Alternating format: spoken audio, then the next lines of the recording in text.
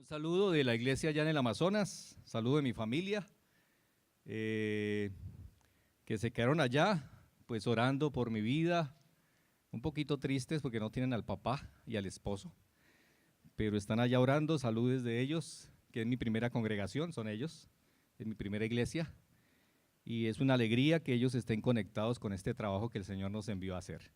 Bueno, no quiero hablar tanto de nosotros, sino yo quiero hablar del Señor. Entonces yo quiero rápidamente que vayamos juntos para respetar el horario.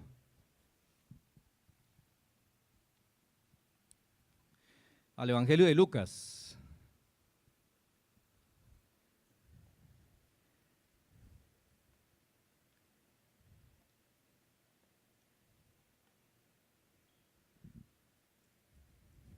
Lucas capítulo 19, versículo 20.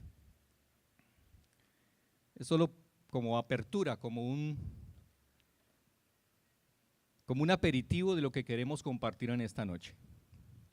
Lucas capítulo 19, versículo 10.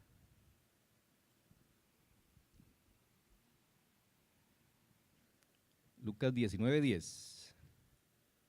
Ya lo tenemos. Si lo tienen, digan amén, por favor. Dice en esta versión, que es la Reina Valera: porque el Hijo del Hombre vino a buscar y a salvar lo que se había perdido. Entonces ahí como algo claro en la vida de Jesús, acá en este versículo, y él tiene claro su propósito de vida. Dice: el Hijo del Hombre, refiriéndose a sí mismo, vino para buscar y salvar lo que se había perdido. Este es un retrato, Lucas nos retrata lo que pasó en Génesis capítulo 3. El ser humano se perdió, ¿no? Y Lucas está conectando sucesos que pasaron en el Antiguo Testamento, y aquí está conectando lo que pasó con Adán y Eva. Es fascinante, Lucas es un artista al armar el Evangelio, su Evangelio, el Evangelio de Lucas. Es un artista al conectar con eventos del Antiguo Testamento, ¿sí?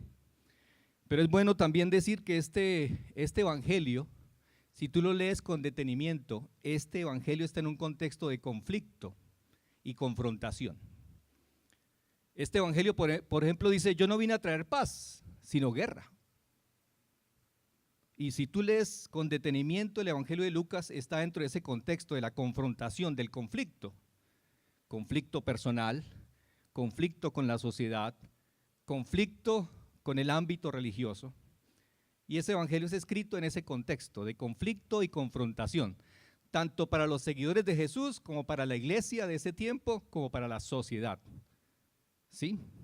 Si tú lees ahí el capítulo 14, habla de eso. El que no aborrece a padre o madre, hijos, hijas, esposa, y aún si no se niega a sí mismo, no puede ser mi discípulo. El Evangelio de Lucas, nos queda claro, está en un contexto de confrontación y conflicto. ¿Amén? ¿Estamos?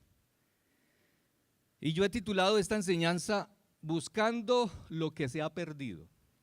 Y si tenemos a alguien que es un buscador, allá en la selva tenemos exploradores. Hay un hombre, amigo mío, que le llaman el perro, no porque es mujeriego, sino porque es un duro para encontrar la gente que se pierde en la selva, es un rastreador, ¿sí? Pero yo ahora, leyendo la escritura, encontré un mejor rastreador. Y yo quiero que en esto que vamos a leer podamos percibir un poco el corazón de Dios. Y yo creo que no es por casualidad que esté este corazón allá. Que podamos mirar el corazón de Dios. ¿Qué es lo que produce gozo en el corazón de Dios? No en tu corazón, sino en el corazón de Dios. Que esa es como nuestra tarea. ¿Qué es lo que palpita en el corazón de Dios? A veces, lastimosamente, nuestros eventos, nuestros cultos giran en torno al ser humano, cómo se siente él. Pero aquí la Biblia nos dice es que tenemos que captar cómo late el corazón de Dios. Cómo se siente Dios, qué percibe Dios. Y esa es nuestra tarea como hijos e hijas de Dios. Amén. Entonces yo quiero así rápidamente que podamos captar un poco de lo que este evangelio habla acerca del corazón de Dios, de lo que produce gozo en el corazón de Dios. Amén. Yo no sé si usted ha perdido alguna vez algo. se le ha perdido platica, lana, se le ha perdido. Y usted dice, ah, no, se me perdieron $200, ah, no, no hay problema. ¿Qué más se le ha perdido? El celular. ¿Se les ha perdido el celular? ¿O extraviado? ¿Cómo se sienten ustedes con eso? ¿Cierto? Los que están, que no pueden vivir sin su celular, ¿no? ¿Dónde está? ¿Dónde está? ¿Dónde está? Se desesperan, se angustian, ¿cierto? Lloran. Y después de unos días lo encuentran. ¿Qué experimenta usted cuando encontró lo que se había perdido? Gozo, ¿cierto? Yo lo daba ya por perdido y apareció, ¿cierto? Inclusive allá en el Amazonas se ha perdido gente, se ha perdido en la selva, 5 días en la selva. Y el que les digo, este hombre ha ido rastreando a esa persona perdida y lo encuentra. Y muchos de ellos han dicho, he vuelto a nacer, he vuelto a la vida. Me hallaba perdido, pero ahora me encontraron y he vuelto a la vida. Hay un gozo que empieza a esparcirse, no solamente en él, sino en toda la comunidad. No sé si usted lo ha sentido así, cuando algo valioso para usted se pierde, se extravía y luego lo recupera. Y hay un gozo impresionante. Y no solamente su gozo, sino que usted lo transfiere, lo transmite a otros, ¿cierto? Pues así es el corazón de Dios. Hay algo que produce gozo en el corazón de Dios y la idea es que podamos también experimentar ese gozo que hay en el corazón de Él. Amén. Entonces, para esto, yo quiero que vayamos también a Lucas capítulo 15.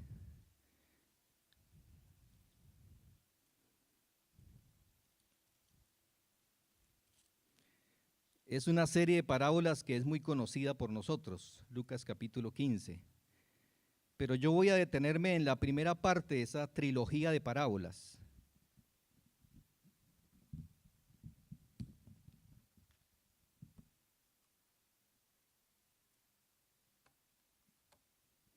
La conocemos, ¿no? La oveja perdida, la moneda perdida y el hijo pródigo, ¿no? Pues es una trilogía de parábola. Jesús también es el máximo artista. Diseñó estas parábolas para mostrarnos el corazón de su papá, el corazón del Padre Celestial. Es asombroso la manera como él tejió estas historias, estas parábolas. Y yo voy a concentrarme en la primera parte de esa, hablando de algo que se ha perdido, algo que después de encontrarlo produce un gozo que se transfiere a otros, que se transmite a otros. Amén. Vamos a leerlo ahí, por favor. Capítulo 15, versículo 1 al 7. Se acercaban a Jesús todos los publicanos y pecadores para oírle, y los fariseos y los escribas murmuraban diciendo, este a los pecadores recibe y con ellos come. Entonces él les refirió esta parábola diciendo, ¿qué hombre de vosotros teniendo 100 ovejas, si pierde una de ellas, no deja las 99 en el desierto y va tras la que se perdió hasta encontrarla? Y cuando la encuentra, la pone sobre sus hombros gozoso, y al llegar a casa, reúne a sus amigos y vecinos, diciéndoles, gozaos conmigo, porque he encontrado mi oveja que se había perdido. Os digo que así habrá más gozo en el cielo por un pecador que se arrepiente, que por 99 justos que no necesitan de arrepentimiento. Amén. Aquí en esta primera parábola hay dos tipos de público. Unos son los publicanos y los pecadores.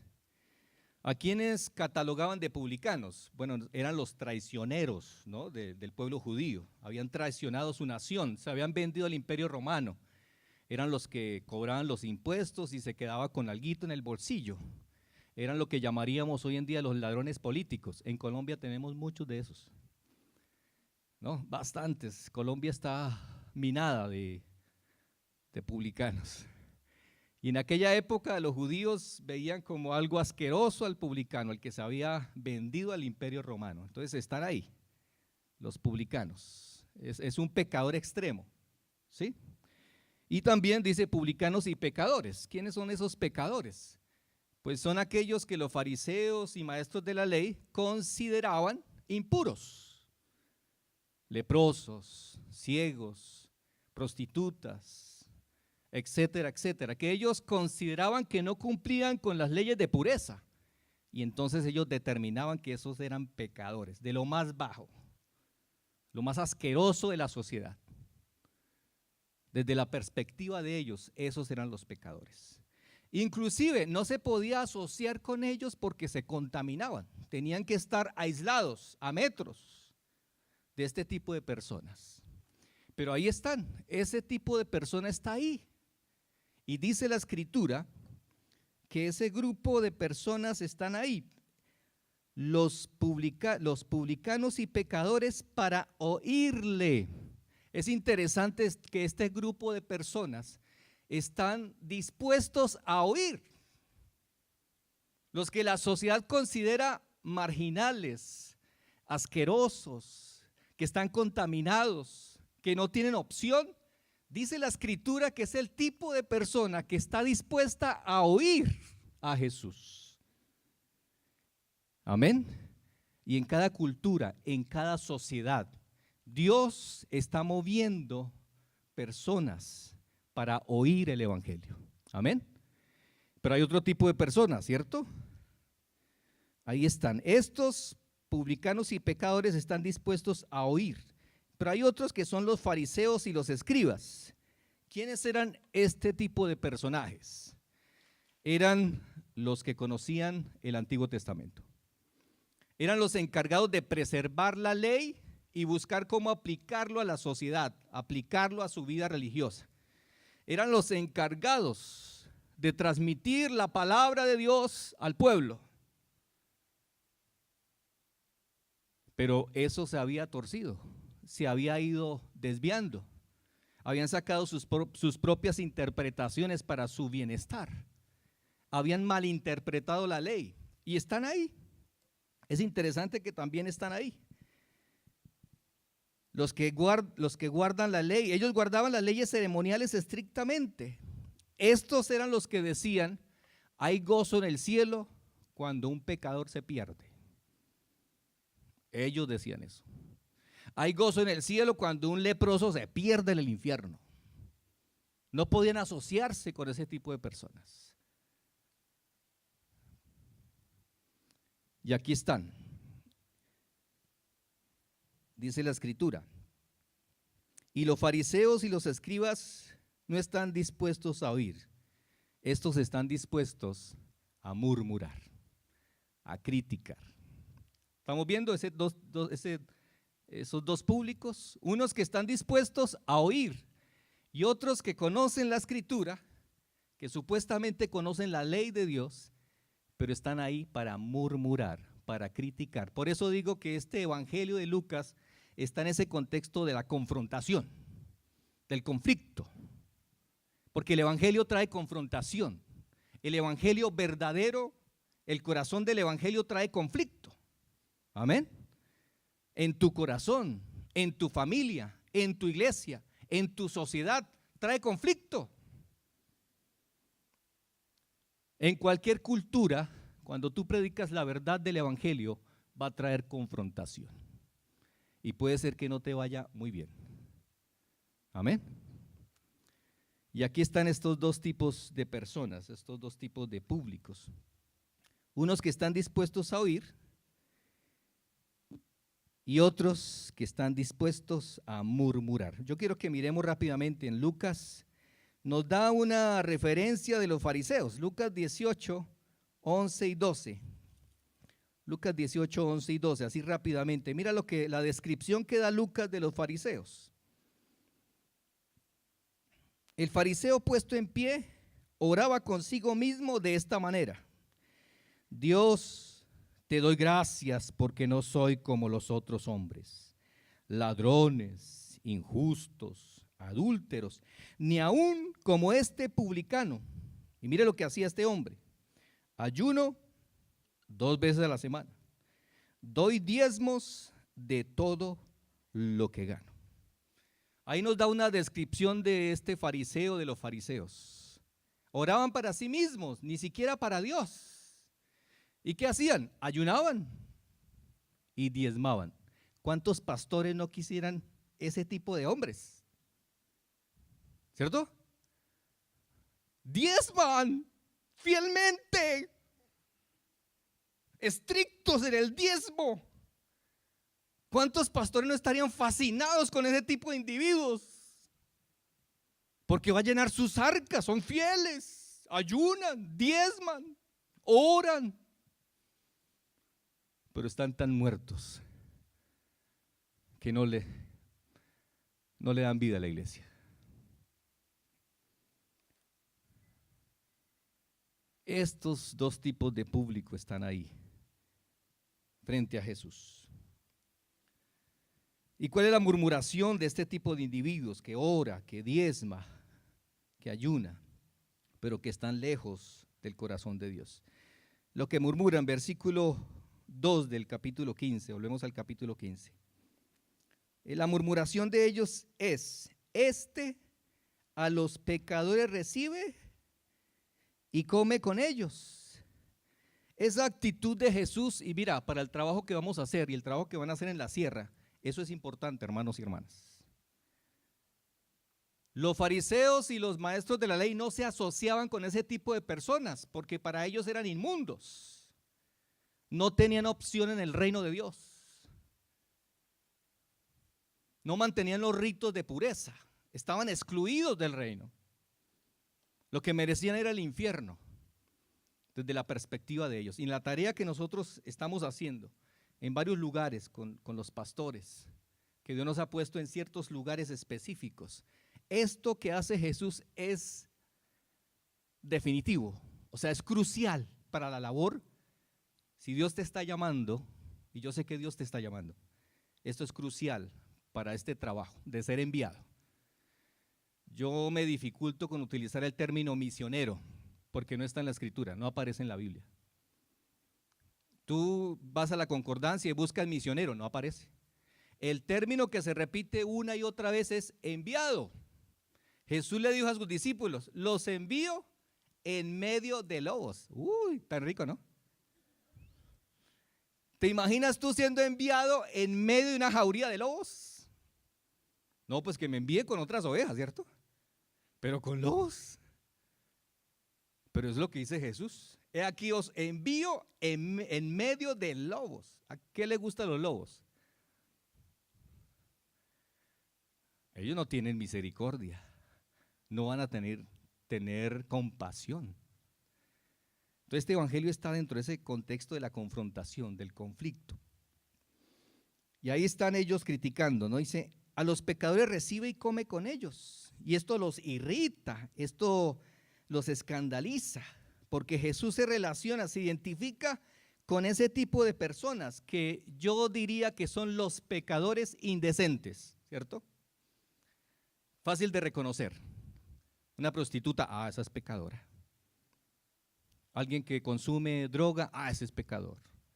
Los pecadores indecentes, ¿cierto?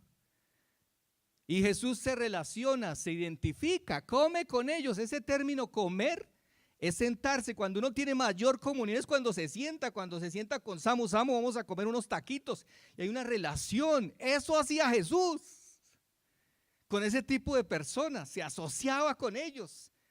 Claro, imagínate a los fariseos. Y este señor se contamina y se contamina y se contamina. No puede ser el Hijo de Dios, imposible. Pero eso yo creo que es una invitación del corazón de Dios en esta tarea que estamos realizando.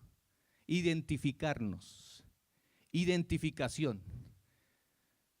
No es que tú llegas con el iluminado, que llegas, el máximo profeta, el apóstol. No, aquí la tarea de Jesús es identificarse con los más pequeños, con los marginados, se identifica. Pasa esa frontera, hay una frontera que los separa, ¿no? Y Jesús se relaciona, come con ellos, y eso irrita a ese tipo de personajes, los irrita. Para ellos ese no puede ser Dios. Dios no se juntaría con ese tipo de personas. Amén. Sigue diciendo la escritura.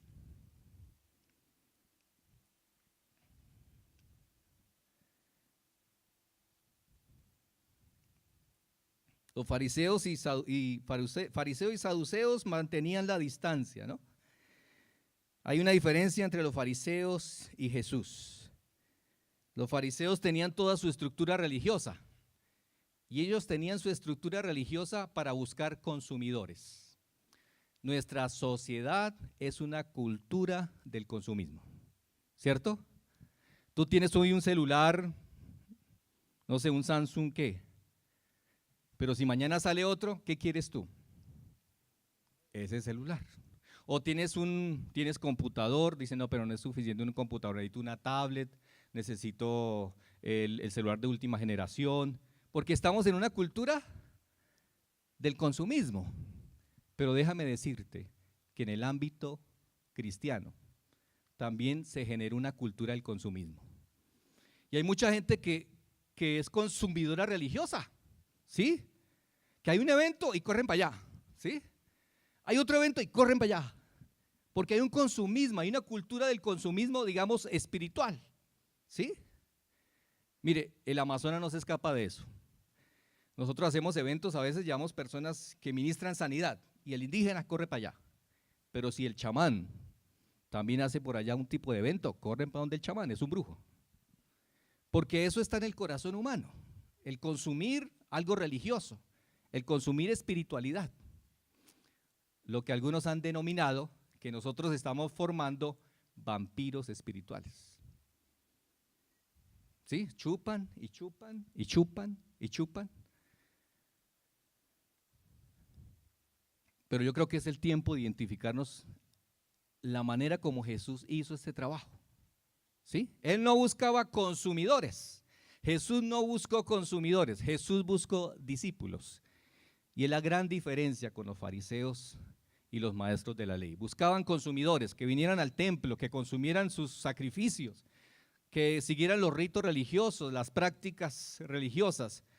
Pero Jesús no busca consumidores, Jesús busca discípulos, y esa es la gran diferencia. Amén. Entonces aquí están los pecadores indecentes. Lo que hace Jesús es algo que Juan también dijo, en Juan capítulo 1, versículo 14, y me gustaría que lo leyéramos rápidamente.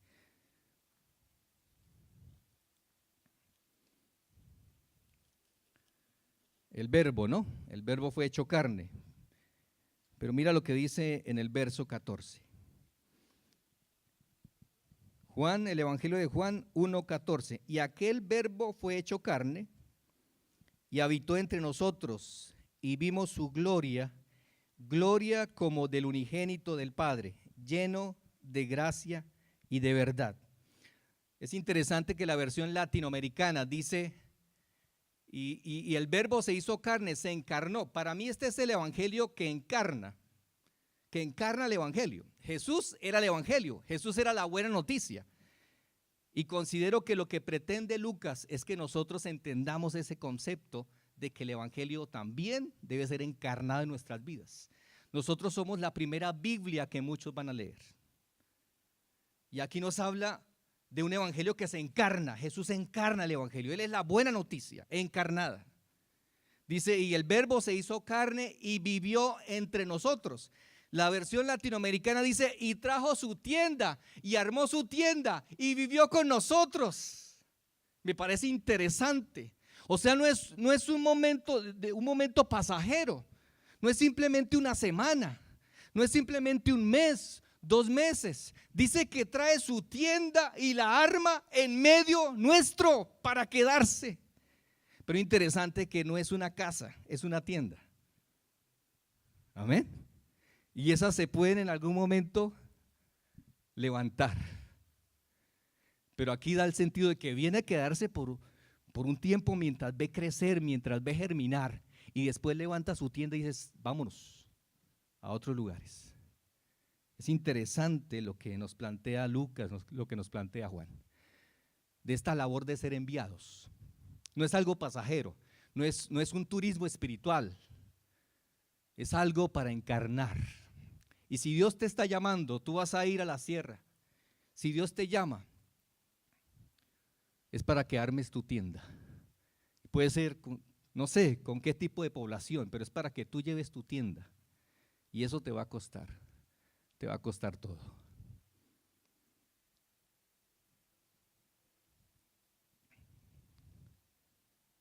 Y aquí, en ese ambiente, es donde aparece esta parábola. En Lucas capítulo 15 aparece la parábola de la oveja perdida, ¿no? Volvamos otra vez a Lucas 15. Bueno, por ahí hay unas imágenes. Lucas 15. Y él utiliza esta imagen de la oveja para dar a entender el corazón de Dios. Y yo me preguntaba mientras lo leía, ¿a quién quiere evangelizar Jesús? ¿Aquí a quién quiere evangelizar? ¿A los pecadores y publicanos? ¿A quién pretende evangelizar Jesús? Y yo considero que Jesús abre las puertas de la gracia para los fariseos y los maestros de la ley. Es una predicación para ellos. Quiere abrirles, darles el espacio para que disfruten de la gracia de Dios. Entonces dice el texto, entonces él le refirió esta parábola diciendo, ¿qué hombre de vosotros los incluye en la parábola al público, los que están ahí presentes? Teniendo 100 ovejas, si pierde una de ellas, no deja las 99 en el desierto y va tras la que se perdió hasta encontrarla. Este trabajo de pastorear, de tener ovejas era algo cotidiano para los israelitas. Era algo que ellos entendían. Muchos de estos fariseos y saduceos y maestros de la ley no eran pastores, pero sí tenían criaderos de pastores, de ovejas, perdón. Tienen hatos de ovejas. ¿Para qué? Pues para llevar al sacrificio y ganarse una platica.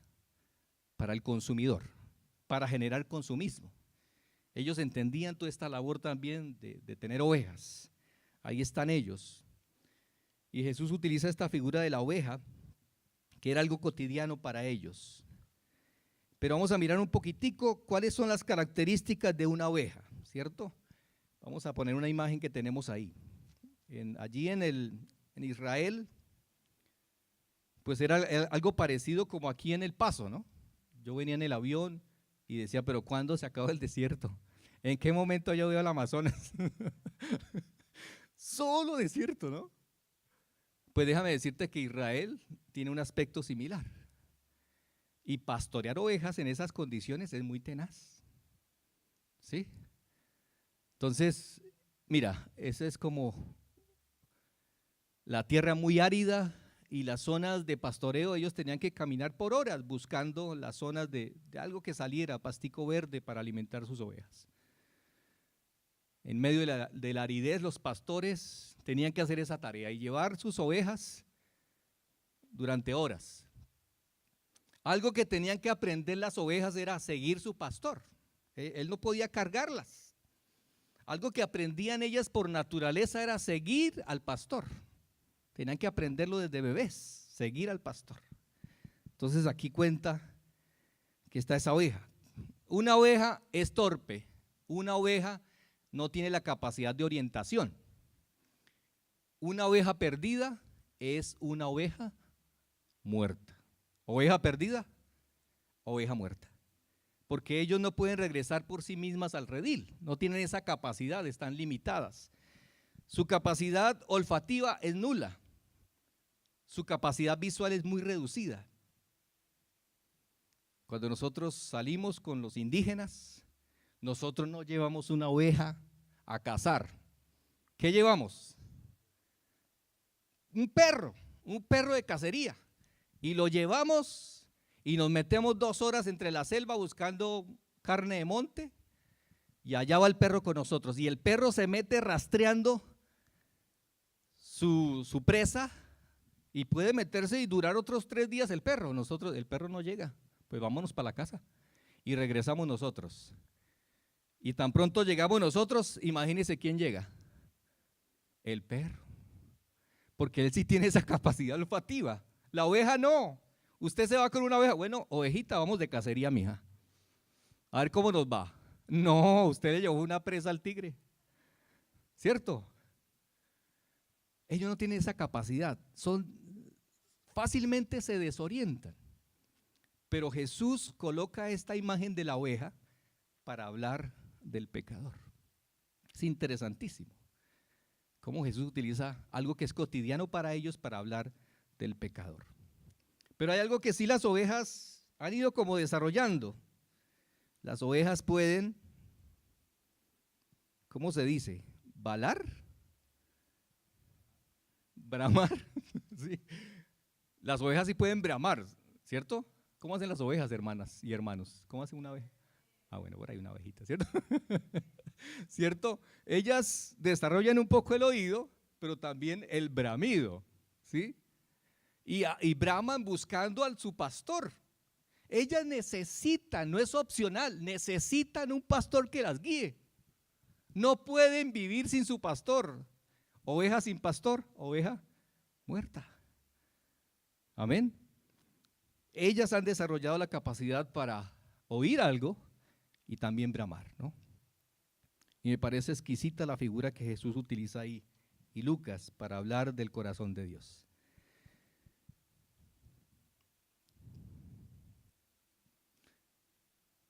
Pues esta es la imagen perfecta del hombre pecador, esta oveja, del hombre que reconoce que está perdido en sus delitos y pecados, del hombre que reconoce que está incapacitado para ir al Padre, que no puede, que ni quiere ni puede, que está incapacitado para eso, que está perdido.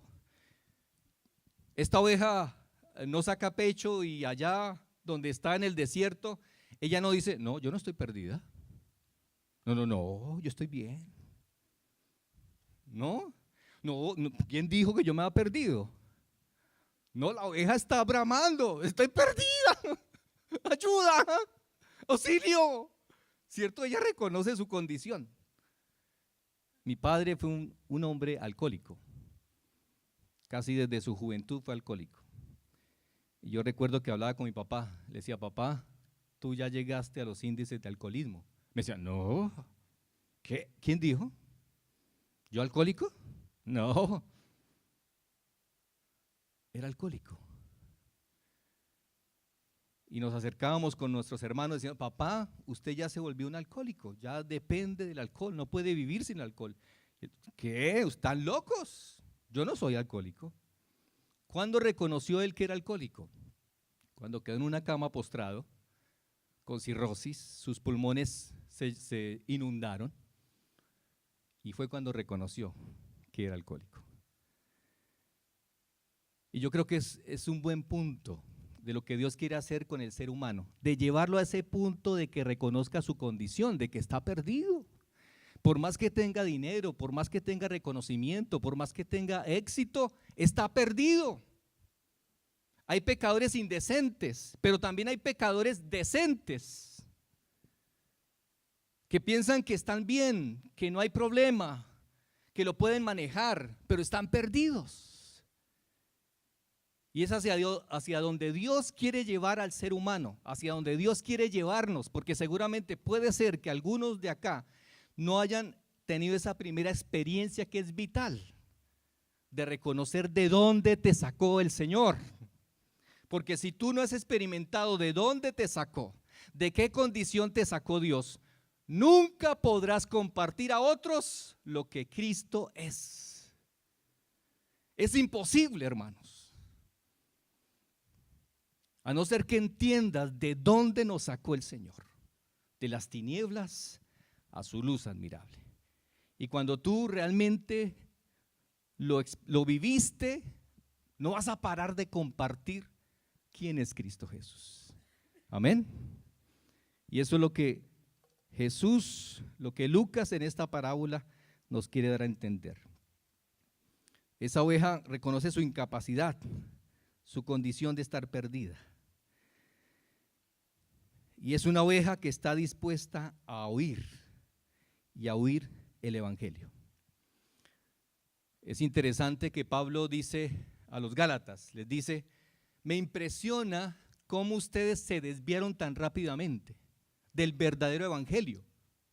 No que haya otro, para ir detrás de otros evangelios, no que haya otro, sino que hay personas que han pervertido el evangelio. Lamentablemente hoy en día hay evangelios pervertidos que se concentran más en el ser humano, en el antropocentrismo. El evangelio es cristocentrismo. El evangelio es Cristo. Amén. Y cuando ustedes vayan a esas zonas, tendrán que presentar no el evangelio pervertido, y tendrán que conocer cuál es el corazón del evangelio. Porque si no lo hacen, será tiempo perdido. El Amazonas ha sido saturado con Biblias. Muchos han ido con el evangelio, pero yo creo que mucho de ese evangelio es pervertido.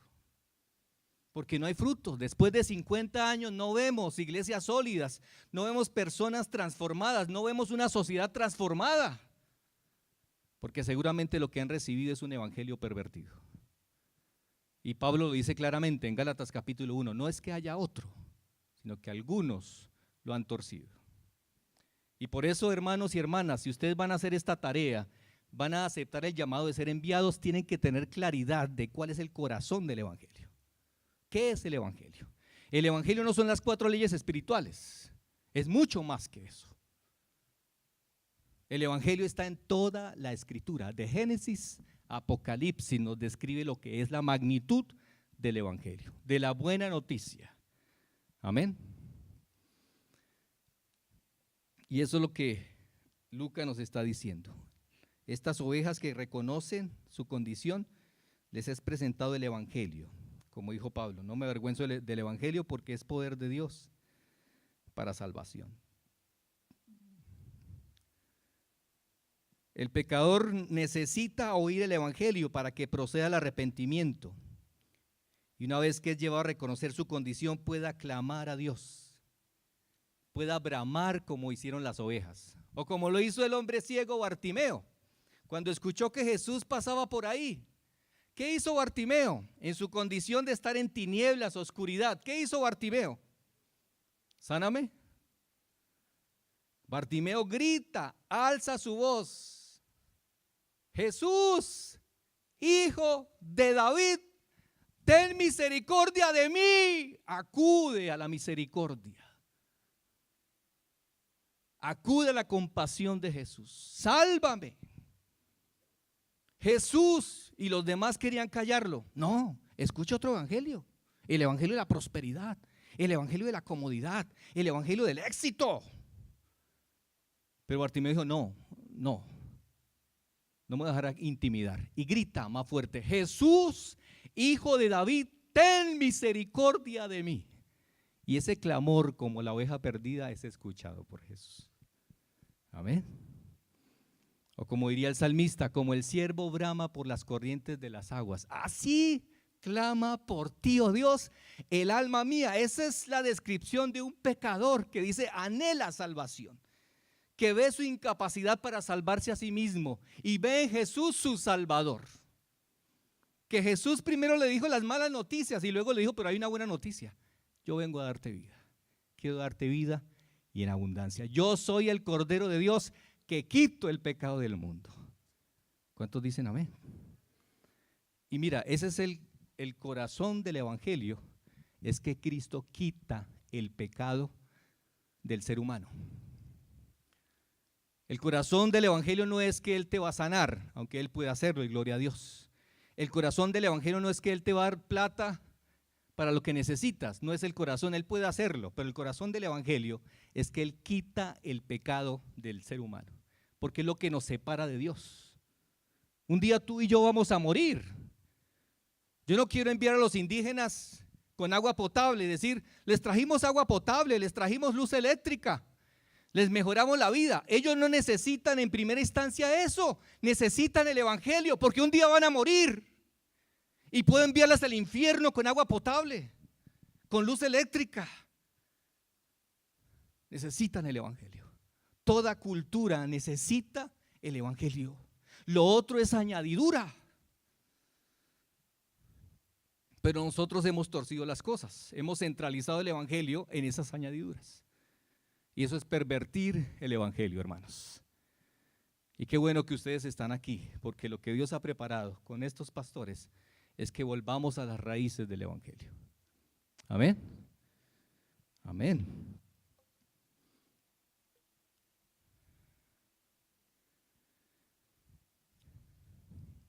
Pero aquí aparece en este texto la respuesta a ese clamor, ¿no?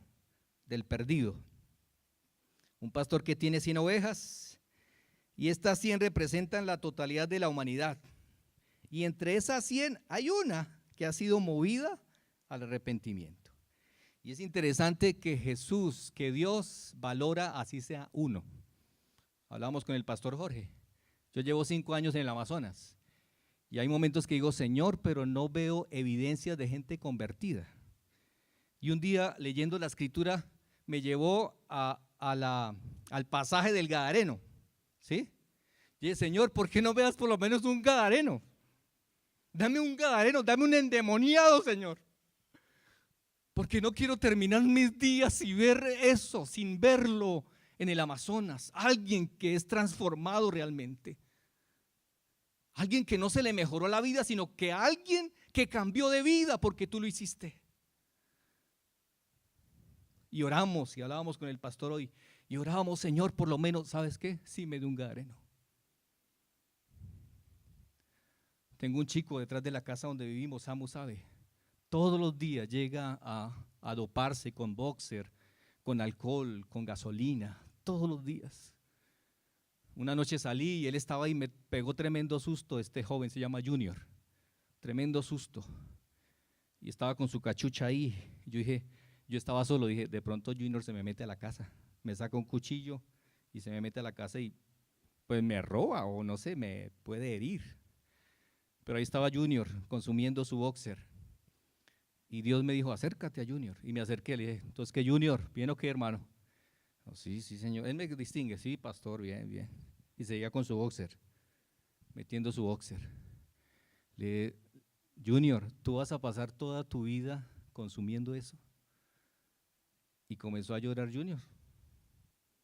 Comenzó a llorar, dijo, quiero salir, estoy cansado, estoy harto, no quiero más, no quiero más, no quiero más. Cogió su boxer y allá los que vayan a ver, van a ver el boxer pegado ahí en la esta. Cogió su boxer, lo tiró contra el techo, quedó pegado el boxer ahí.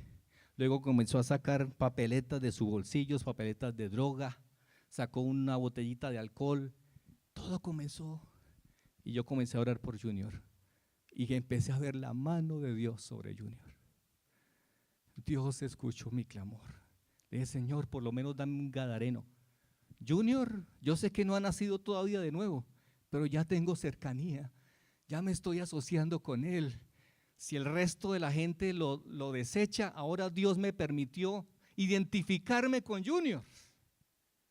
Y ahora me ve y me dice, ¿cómo? Le digo, Junior, ¿cómo vamos, hermano? Pastor, mejor. Y sí, lo veo mejor. Pero necesita que le siga predicando el Evangelio. Amén. Bueno, puede ser que lo conozcan, los que vayan puedan conocer a Junior. Amén. Entonces el Señor se preocupa así sea por uno, y ahí nos muestra en esta parábola la preocupación de Dios, así sea por uno nomás. Es interesante que la parábola dice que este pastor deja las 99, y estas 99 también representan el pueblo de Israel, a quienes se les había predicado el Evangelio, pero ellos lo rechazaron a Jesús. Tuvieron la oportunidad de ser ejemplo a las demás naciones, pero ellos rechazaron, le dieron la espalda a esa misión, a esa comisión. Y esa una seguramente representa al pueblo gentil, a donde Jesús dice, bueno, si los judíos no quisieron, yo tengo otro pueblo, yo puedo sacar de donde quiera. Amén. Y seguramente ese uno representa al pueblo gentil. Dice la escritura que él deja las 99 y va tras la que se perdió hasta encontrarla. Esta es la expresión de la gracia soberana de Dios. Es Dios quien toma la iniciativa en buscar al perdido, pues sabe que él está perdido. Dios sabe la condición de esa persona. Y dice el texto que él toma la iniciativa porque nosotros no podemos ir a él. No hay ni siquiera uno bueno sobre la faz de la tierra. Todos se desviaron, todos se descarriaron. Y dice el texto que Dios toma la iniciativa en buscar al pecador. aunque esté hundido en su miseria, Dios toma la iniciativa y busca, busca, busca y busca y no se detiene. Dice que busca hasta encontrarla. Ese es nuestro Dios. Ese es el corazón de Dios, que busca y busca por los rincones de este planeta y no se cansa de buscar y sigue buscando y buscará en el Amazonas y buscará en la China y buscará en la sierra y buscará donde sea, seguirá buscando hasta encontrar a aquellos que él ha estado moviendo al arrepentimiento. Él mismo los mueve al arrepentimiento. Esta parábola nos habla de un pastor, pero no es de cualquier pastor. Es un pastor que está dispuesto a arriesgar su vida para salvar una oveja que se perdió. El trabajo de un pastor en aquella época era duro y peligroso. Caminar largas horas, como les dije, vivir con ellas, con las ovejas, tener que enfrentar lobos, osos, leones. Y como les decía, aquí Lucas es un artista, porque aquí mete algo del Antiguo Testamento. Aquí hay una conexión con algo del Antiguo Testamento. ¿Recuerdan quién fue pastor en el Antiguo Testamento? David. Leamos rápidamente porque mire, es una conexión maravillosa. Rápidamente. Bueno, ¿cuánto tiempo tengo, Samu? Me queda. Listo, ok. Entonces rápidamente, 1 Samuel capítulo 17, versículo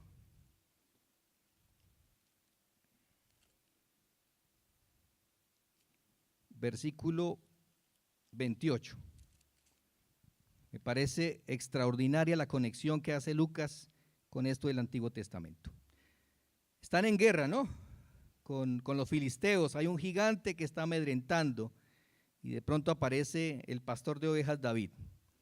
Dice el versículo 28, y oyendo hablar Eliab su hermano mayor con aquellos hombres, oyendo hablar a David, se encendió en ira. ¿Qué hacían los fariseos con Jesús cuando se asociaba con los pecadores y publicanos? Ira, ¿no? Se irritaban. Aquí también. Los hermanos de David se irritan, ¿no? Porque está ahí presente. Y les dice, ¿para qué has descendido acá? Es lo mismo que los fariseos, que los religiosos preguntaban a Jesús, ¿por qué vino acá? ¿Por qué descendió? ¿Ah? Usted no es el Hijo de Dios. Hay una conexión maravillosa con este pasaje. No sé si la ven, pero yo sí la veo. Una conexión impresionante. Y ellos le dicen a David, ¿por qué has descendido acá? Y mire lo que dice, ¿y a quién has dejado aquellas pocas ovejas en el desierto? Dice, oye, dejó las ovejas, ¿no? ¿Con quién las dejó? Hagamos la relación con Jesús en la parábola. Deja 99 para buscar, para ir, para salvar al pecador. Y sigue diciendo la historia más adelante. Versículo 33. Dijo Saúl a David, no podrás tú ir contra aquel filisteo para pelear con él, porque tú eres muchacho y él un hombre de guerra desde su juventud. David respondió a Saúl, tu siervo era pastor de las ovejas de su padre, y cuando venía un león o un oso y tomaba algún cordero de la manada, salía yo tras él y lo hería y lo libraba de su boca, y si se levantaba contra mí, yo le echaba mano de la quijada y lo hería y lo mataba. Fuese león, fuese oso, tu siervo lo mataba, y este filisteo incircunciso será como uno de ellos, porque ha provocado al ejército de Dios viviente. Añadió David, Jehová, que me ha librado de las garras del león y de las garras del oso, él también me librará de la mano de este filisteo. Y dijo Saúl a David, ve, y Jehová está contigo. En esta parábola de la oveja perdida aparece el mayor de los pastores, uno mayor que David. David venció al león, al oso, a los lobos, pero aquí Jesús en esta parábola vence a un gigante. Nosotros podemos decir Satanás, ¿sí? Sí, puede ser Satanás, pero ¿sabes cuál es el mayor gigante? El pecado. Ese es el pecado que nosotros no podemos vencer, pero Jesús sí puede vencerlo. Lo cargó sobre sí mismo. Y sigamos leyendo, avancemos y con eso vamos culminando. Ahí está la relación en el Antiguo Testamento. Él se presenta como el mayor de los pastores, aquel que arriesga su vida, aquel que va a la cruz, aquel que desciende para vivir como hombre, aquel que se despoja de toda su realeza y viene y vive entre nosotros, que se humilla a sí mismo para ser exaltado luego, para recibir toda la gloria y la honra. ¿Qué pasa cuando la encuentra? Dice el pasaje de Lucas, vamos rápidamente a Lucas. ¿Qué pasa cuando la encuentra? Cuando ve la oveja temblando de miedo, inmóvil, desorientada. ¿Qué pasa cuando la encuentra? ¿Qué hace el pastor cuando encuentra a esta oveja que se extravió, que está perdida, que está incapacitada para volver al redil? ¿Qué hace? Entonces dice, y cuando la encuentra, la pone sobre sus hombros gozoso. ¿Qué hace? No la toma a la fuerza, le dice, esta terca oveja, y comienza a arrastrarla. No, dice que la toma y la carga sobre sus hombros. Es una figura extraordinaria de la gracia de Dios. Cuando dice que toma al pecador, que toma esta oveja y la carga sobre sus hombros, es una expresión de la gracia salvadora, de la gracia redentora de Dios. Y yo quiero culminar con esa imagen, que les quede esa imagen para que sepamos un poco lo que hay en el corazón de Dios. No solo la encuentra, sino que la toma, la rescata y la pone sobre sus hombros. Miremos ahí en Isaías, por favor. Isaías 53:6. Es un texto maravilloso que anuncia la venida del Mesías. Isaías 53, y mire la conexión que hay con esta parábola. Isaías 53:6. Dice, mas él herido fue por nuestras rebeliones, molido por nuestros pecados. El castigo de nuestra paz fue sobre él, y por su llaga fuimos nosotros curados. Todos nosotros nos descarriamos como ovejas, cada cual se apartó por sus caminos. Y mira lo que dice el texto, mas Jehová cargó en él el pecado de todos nosotros. Es la figura de cuando el pastor carga a la oveja sobre sus hombros, cargando tu pecado y cargando mi pecado. Eso lo hizo Jesús. Una figura extraordinaria de lo que Jesús, de lo que es Dios, de lo que hace, de lo que produce gozo en el corazón de Dios. Y no solamente la carga, no solamente lleva sobre sí mismo el pecado, sino dice el texto que lo lleva a casa. Y esa figura de llevarla a casa habla de que le introduce en su reino, en que le dice, tú eres ahora hijo e hija. Tú eres mi hijo, yo te salvé, yo te redimí, yo te limpié y te seguiré limpiando. Tú eres mío y yo soy tuyo. Yo soy. Y nada en este mundo nos podrá separar, ni la muerte, ni la vida, ni ángeles, ni potestades, ni principados, ni hambre, ni desnudez. Nada, porque tú eres mío. Yo te redimí hoy. Tú eres mío. Yo te he amado con amor eterno y te seguiré amando hasta los confines de este planeta. Esta es la figura del corazón de Dios, lo que hay en el corazón de Dios. Y por eso dice el texto que Él llama, invita a los demás, vengan, gócesen conmigo, miren lo que es la salvación, disfruten, sientan el gozo de lo que es salvar a alguien que está perdido, a alguien que está muerto en sus delitos y pecados. Vengan, experimenten, vean, sientan lo que hay en el corazón de mi Padre. Y termino con otra historia. Hace poco conocí a un joven llamado Dennison.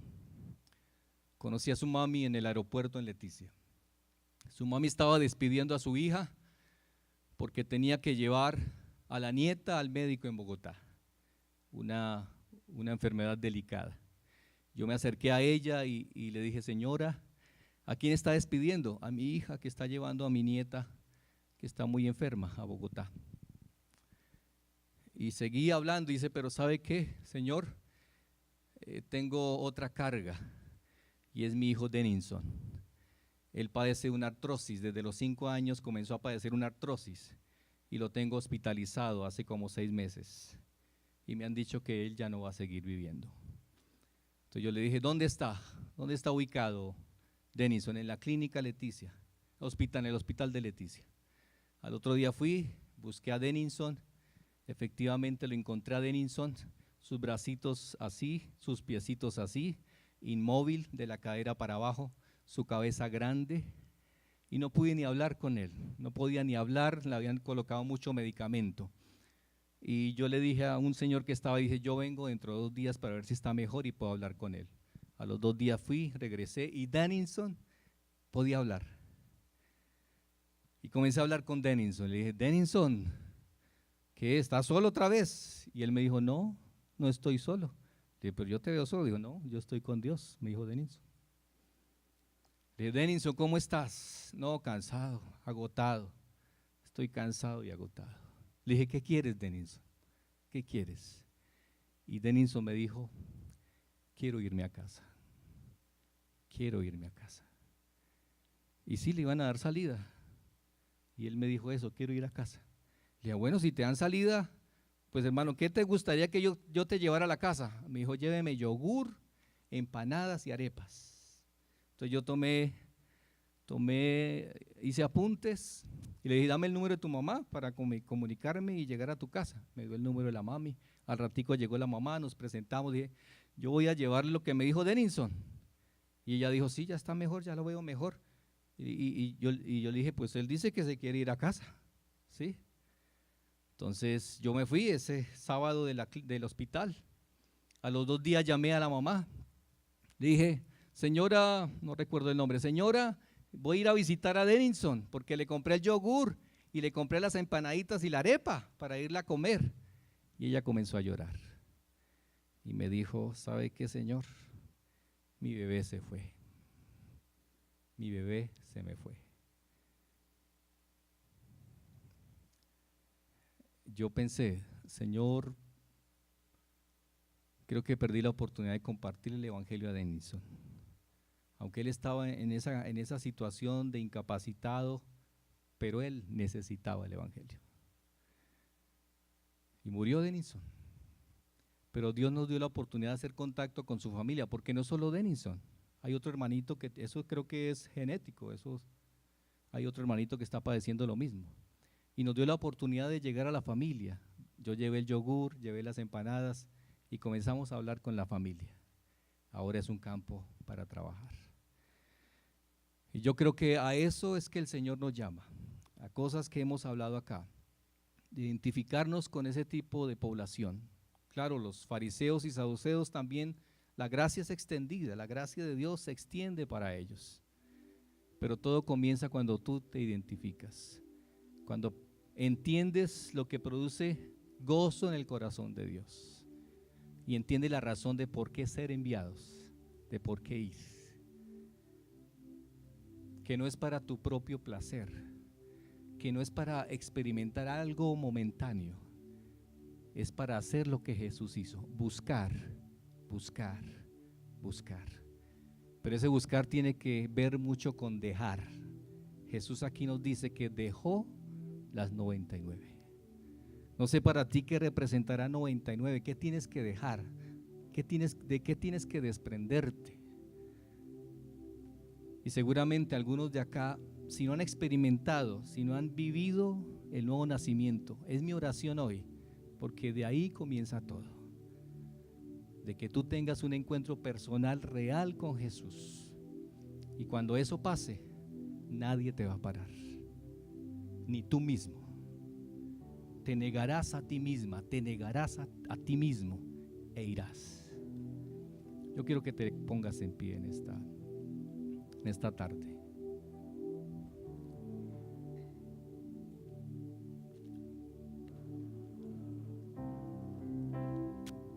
Yo quiero que un momento adoremos a aquel que salva, aquel que busca y que no se cansará de buscar, porque en su corazón arde, su corazón palpita buscando un pecador arrepentido. Y tú y yo hemos sido llamados a dar continuidad a esta tarea. Todos, sin excepción, donde quiera que Dios te lleve, donde quiera que Dios te ponga, tú has sido llamado a esa tarea.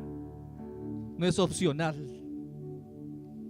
Oh Señor, hoy queremos adorarte.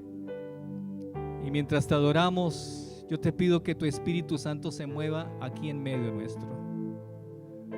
Tu Espíritu que convence de pecado, tu Espíritu que convierte. Algo que no podemos hacer nosotros, pero tú sí puedes hacerlo. Salva, Señor.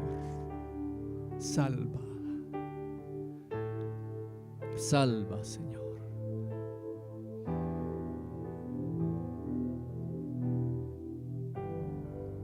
Oh Dios.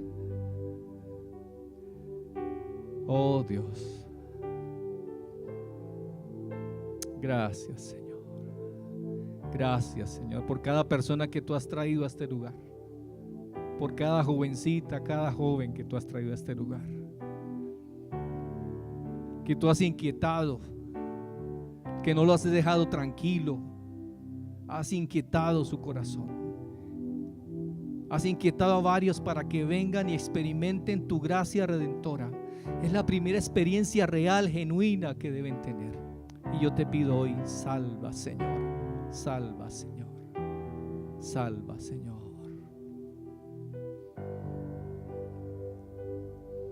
Gracias, Señor.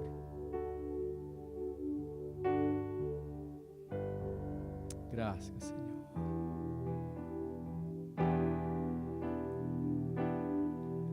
Más alto a través del Cordero de Dios,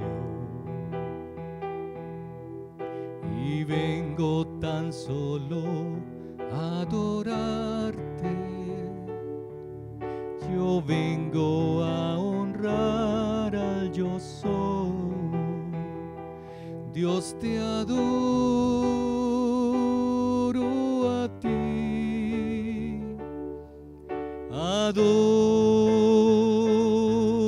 a ti. Dios, te adoro a ti,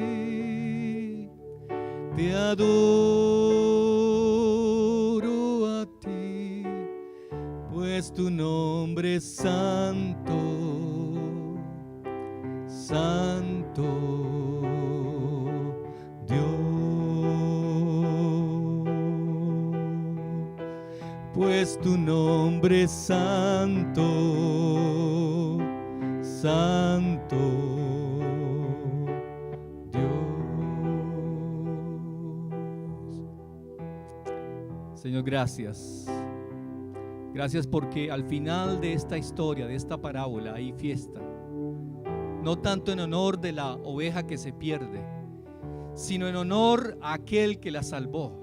Señor, que todo lo que hagamos, que si vamos, que si buscamos, termine en dar honra y gloria a tu nombre. Que todo culmine en expresar como un solo pueblo: Dios salva, Dios salva, Dios salva, Dios es sublime.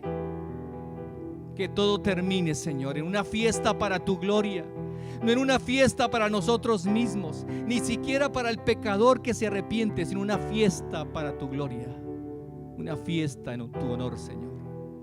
Gracias, Padre. Gracias, Señor.